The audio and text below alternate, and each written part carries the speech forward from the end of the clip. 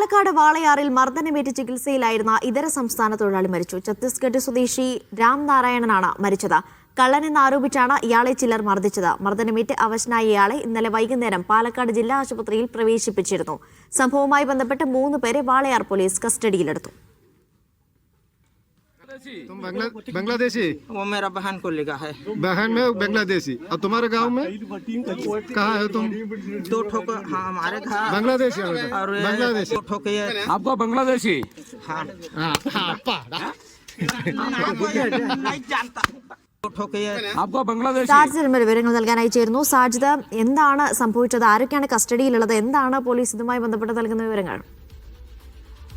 അനീഷ, വളരെ ഞെട്ടിപ്പിക്കുന്ന ഒരു കാര്യമാണ് വാളയാർ അട്ടപ്പള്ളത്ത് ഉണ്ടായിരിക്കുന്നത്. അട്ടപ്പള്ളം എന്ന കേരള തമിഴ്നാട് അതിർത്തി ഗ്രാമമാണ്.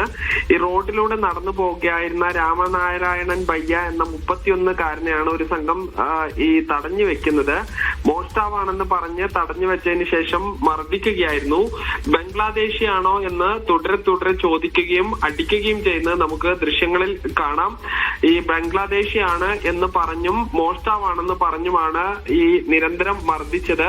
തുടർന്ന് അവശനിലയിലായ യുവാവ് 1.5 മണിക്കൂറാണ് രക്തം വാർന്ന് റോഡ് അരികിൽ കിടന്നത്. പിന്നീട് ചില ആളുകൾ പാലക്കാട് ജില്ലാ ആശുപത്രിയിൽ എത്തിച്ചു. പാലക്കാട് ജില്ലാ ആശുപത്രിയിൽ ചികിത്സയിൽ കഴിയവേ ഇന്ന് രാത്രിയാണ് മരിച്ചത്. മൃതദേഹം തൃശൂർ മെഡിക്കൽ കോളേജിലേക്ക് മാറ്റിയിട്ടുണ്ട്. പോസ്റ്റ്മോർട്ടം ഉൾപ്പെടെയുള്ള കാര്യങ്ങൾ തൃശൂർ മെഡിക്കൽ കോളേജിലാണ് നടക്കുക.